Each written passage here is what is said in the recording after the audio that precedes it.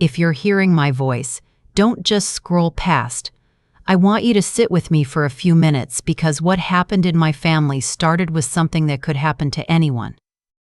Before I start, please like this video, subscribe, and tell me in the comments where in the world you're listening from. It helps more people hear stories like mine. My name is Eleanor Whitaker. I'm 72 years old, and I've spent most of my life running a tiny bakery on the corner of Maple and Rosewood. My hands still smell like flour, and every sunrise I knead the same dough my mother taught me decades ago. That morning started like any other. Trays of sourdough lined the shelves, the air warm and sweet, neighbors laughing as they grabbed their morning bread. I was wiping the counter when my phone vibrated against a flour jar. Unknown number. Mrs. Whitaker? A sharp male voice asked. Yes, I said, already uneasy. This is St. Gabriel Medical. Your daughter-in-law, Brooke, has been in a serious car accident. She's being rushed into emergency. The sound in the bakery disappeared. The room tilted. Brooke, my son Daniel's wife, was like a daughter to me. I gripped the counter to stay upright. I tried calling Daniel, but the call rang out. My first instinct was to race to the hospital, but then I thought of Liam, my grandson. It was nearly 3. He'd be waiting outside school, his little Spider-Man backpack hanging off his shoulders, looking for my car. I locked the bakery, slid into the driver's seat, and sped through traffic like a woman possessed, muttering prayers my mother whispered in the dark when bad news came to our door. Liam ran toward me the moment I pulled up. He was only 9, soft brown hair, gap-toothed smile, but when he saw my face, his little shoulders tensed. Nana, what's wrong? Sweetheart, I said as evenly as I could, we're going to see your mom. There's been an accident.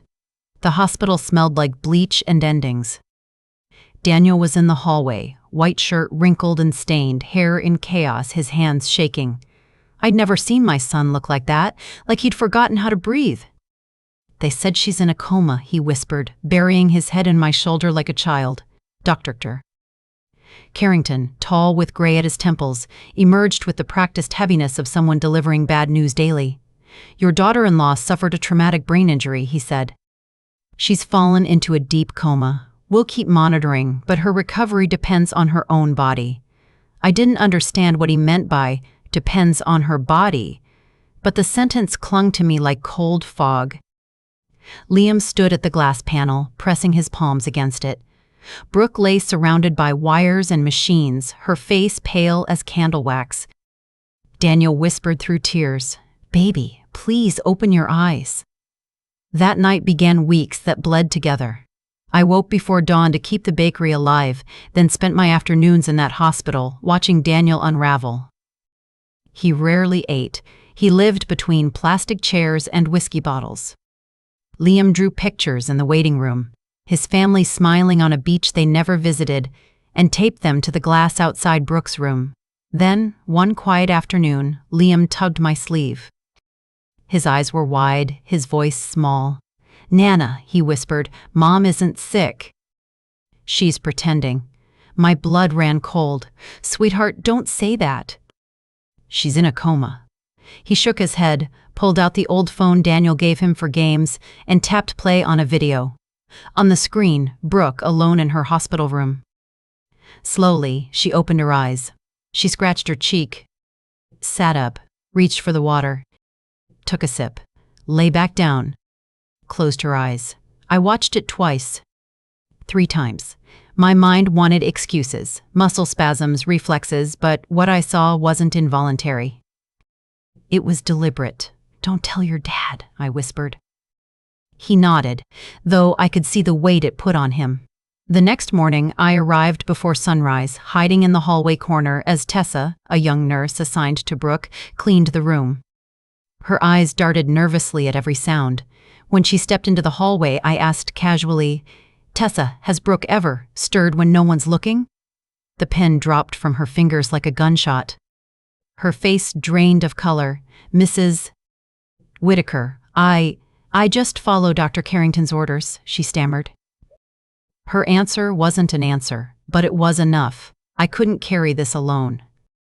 I reached out to Nolan Price, an old friend of my late husband. He was a retired police officer turned private investigator, the kind of man who saw lies like cracks in a wall.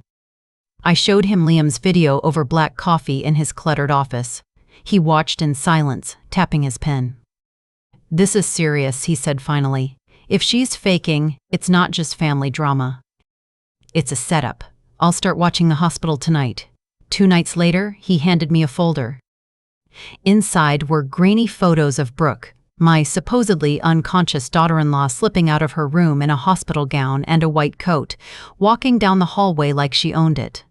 Another set showed her entering Dr. Ring Carrington's office after midnight. The lights stayed on for hours. I stared at the pictures until my hands shook. Why? Why lie to a husband who adored her, to a child who prayed for her recovery every night? I didn't have time to process, because evil doesn't wait. 3 men with snake tattoos showed up at my bakery one scorching afternoon, banging on the back door. "Where's Brooke?" their leader growled. "She owes money. A lot. Tell her the debt's due."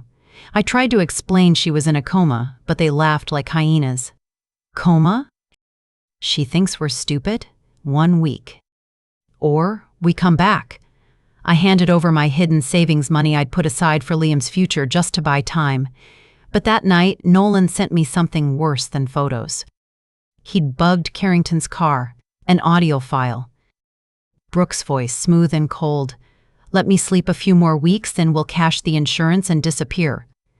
Carrington's reply, "As long as no one suspects, we'll succeed." The phone slipped from my hand. My knees gave out. The woman I'd welcomed like a daughter was planning to fake her death, collect insurance money, and leave my son and grandson shattered. And I hadn't even begun to fight back.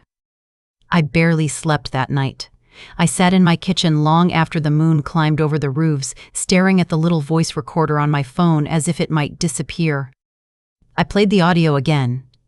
Brooke's calm, calculating tone, Carrington's confident reply, and each time it felt like another floorboard in my life cracked under my feet. I'd known betrayal before, little betrayals, like neighbors spreading gossip or friends drifting away, but nothing like this. Brooke had married my son in our backyard under a canopy of white roses. She'd promised love, loyalty, family. And now she was plotting an escape built on lies and insurance money. The next morning, I waited until Daniel left for work and Liam was at school, then crept upstairs to my son's room. I hated myself for it. A mother shouldn't snoop, but a mother should also never let her child drown when she can throw a rope. The smell of Brooke's perfume still lingered, sweet and sharp. I opened the wardrobe, careful not to disturb anything. At the bottom drawer, under layers of silk scarves, I found a bundle of blue folders tied with a rubber band. My hands shook as I untied them. Inside were 2 insurance policies. The first, a health insurance policy with a huge payout if Brooke required long-term coma treatment. The second, a life insurance policy 10 times larger, enough to start a brand new life somewhere far away. I photographed every page with trembling fingers, put everything back exactly as I found it, and slipped out just as Daniel's car pulled into the driveway. He looked tired, unshaven, his shirt rumpled. "Mom, what were you doing upstairs?" he asked suspiciously. "Oh, just looking for the old photo album," I said with a shaky laugh. He nodded, distracted, and went straight to the liquor cabinet. My heart cracked quietly. He loved Brooke blindly. Telling him the truth without proof would destroy him. But waiting might destroy him worse. That evening, Nolan called me to the cafe again. He'd been watching for nights. This time, he slid across the table a set of photographs that made my stomach drop, Brooke and Dr. Cree. Carrington in a car parked in the hospital lot, her hand on his, both of them smiling. It wasn't a professional conversation, it was lovers. "Eleanor," he said, his voice low and steady, "she's not just pretending. She's cheating, and together they're trying to pull off a scam that could land them both in prison if we do this right." I stared at the pictures until the world blurred. For years I'd defended Brooke, even when Daniel's friends hinted she was too secretive, too cold. I'd told them she just needed time. And now I saw the truth. She'd needed time to play her part. As if that wasn't enough, a few days later, Brooke's creditors returned. I heard the knock while I was sweeping the bakery floor.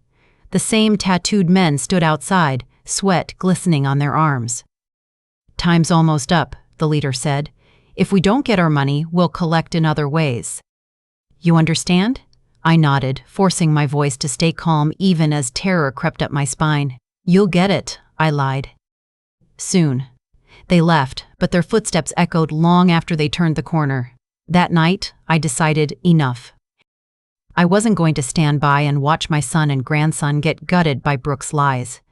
The next morning, I drove to the police station to meet Chief Margaret Miller, an old classmate who now ran the local precinct. I told her everything. Liam's video, the insurance documents, Nolan's photos, the audio recording. She sat silently, her expression tightening. "This isn't just family betrayal," she said. "This is fraud, conspiracy, insurance crime.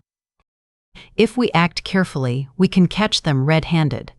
But Eleanor," she leaned forward, "we'll need timing. One wrong move, and they'll disappear before we can arrest them." I nodded. "Tell me what to do." 2 nights later, my phone rang. "Dr. Calmer?" Carrington's voice on the other end, smooth as ever. "Mrs. Whitaker," he said. "I'm sorry to tell you, Brooke's condition is deteriorating. We'll need the whole family present tomorrow morning for a final consultation." I didn't believe a single word. My heart thudded. This was their moment. Their grand finale.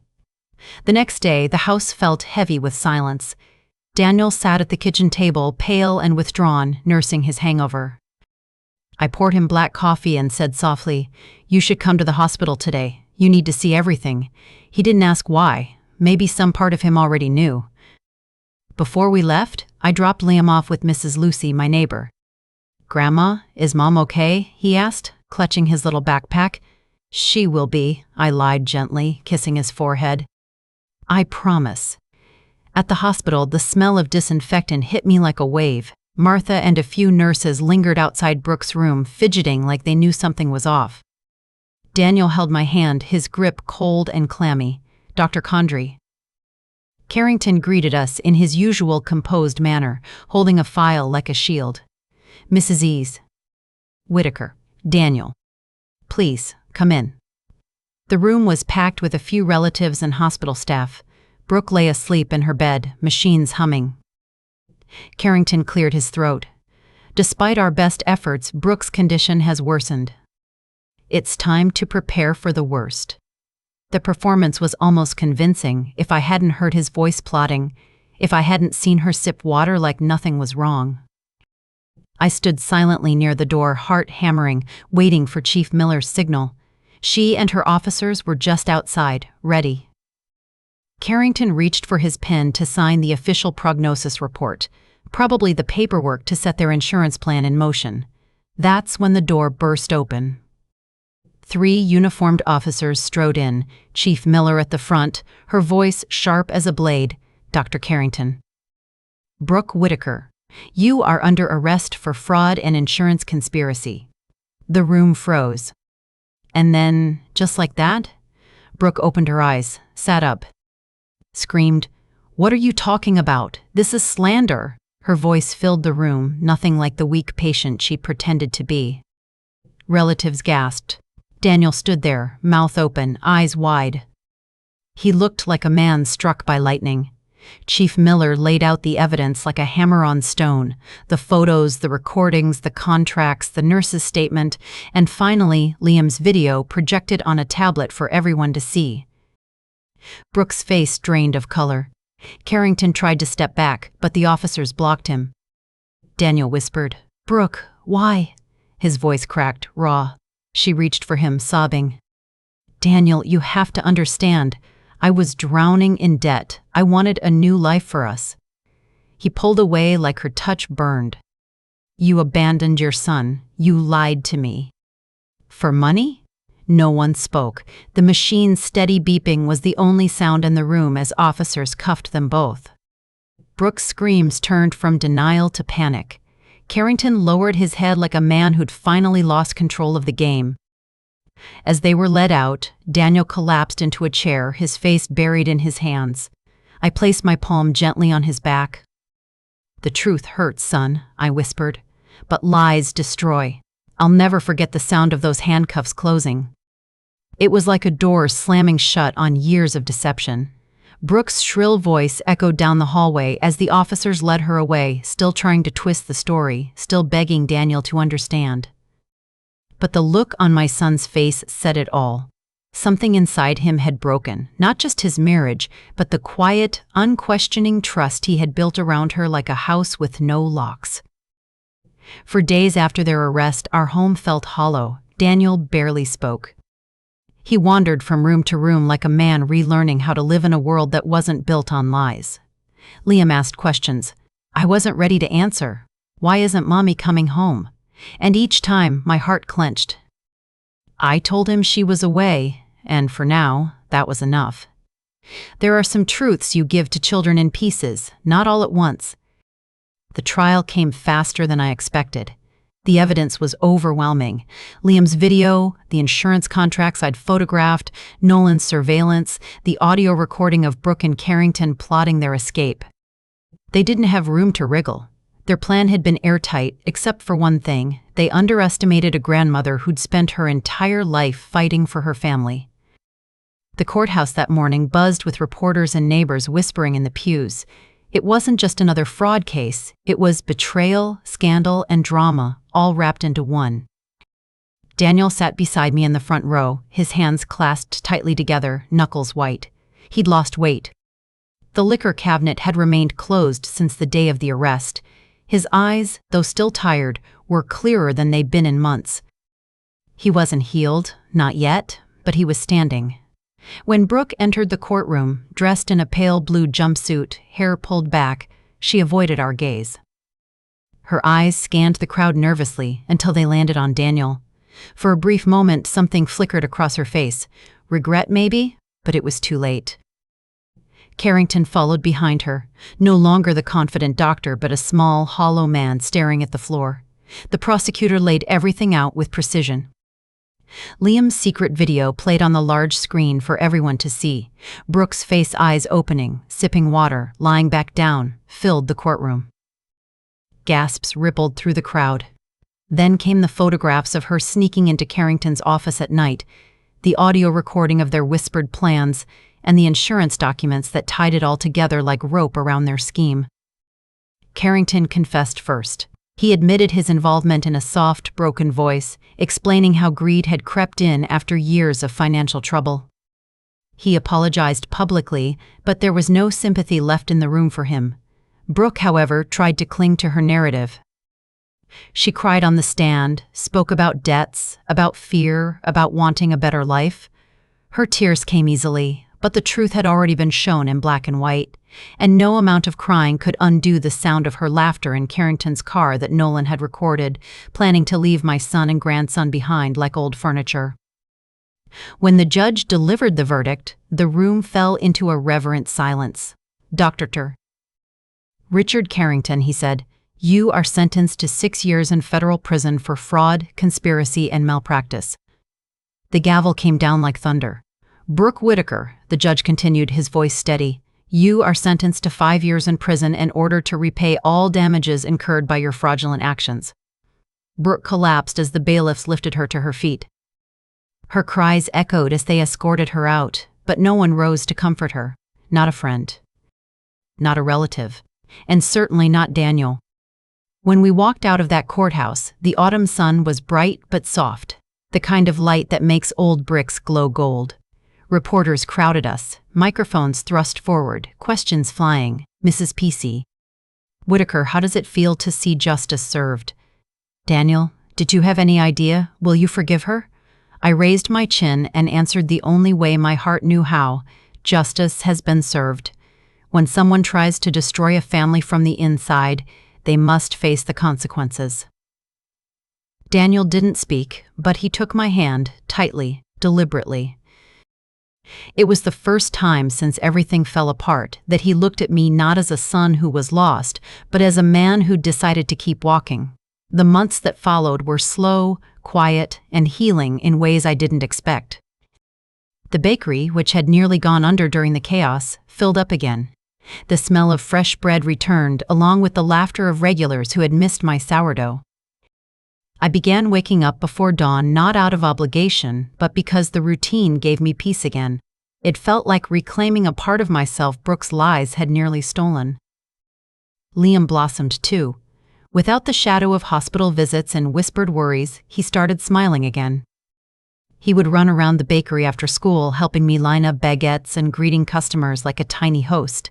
One afternoon, he pulled a drawing out of his backpack, 3 figures under a bright sun, him, Daniel, and me. "This is us now," he said proudly. I taped it right behind the counter where every customer could see it. Daniel found a new job at a mechanic shop. He started taking Liam to school in the mornings, cooking simple dinners, reading bedtime stories. Sometimes I'd catch him sitting by the window late at night, eyes distant. Healing doesn't erase scars, but he was learning to live with them, not drown in them. As for me, I found quiet strength in the spaces Brooke's betrayal left behind. My anger faded into something steadier, resolve. I hadn't just exposed a crime, I had protected my family. And though part of me mourned the woman I thought Brooke was, I no longer felt guilty for fighting back. Months later, as winter approached, Liam asked me softly, "Grandma, is Mommy ever coming home?" I knelt beside him, brushing a strand of hair from his forehead. "Some people choose to leave, sweetheart," I said gently. "But the important thing is that we're still here, together. That's what family means." He nodded slowly, eyes thoughtful. Daniel, standing in the doorway, met my gaze with quiet gratitude. We didn't need big speeches. Just the 3 of us at the dinner table that night, eating warm bread and laughing over Liam's stories, was proof enough that we had survived. I often think back to that moment in the hospital hallway, the instant Liam tugged my sleeve and whispered the truth. If he hadn't, if I'd dismissed it as childish nonsense, Brooke and Carrington might have gotten away with everything.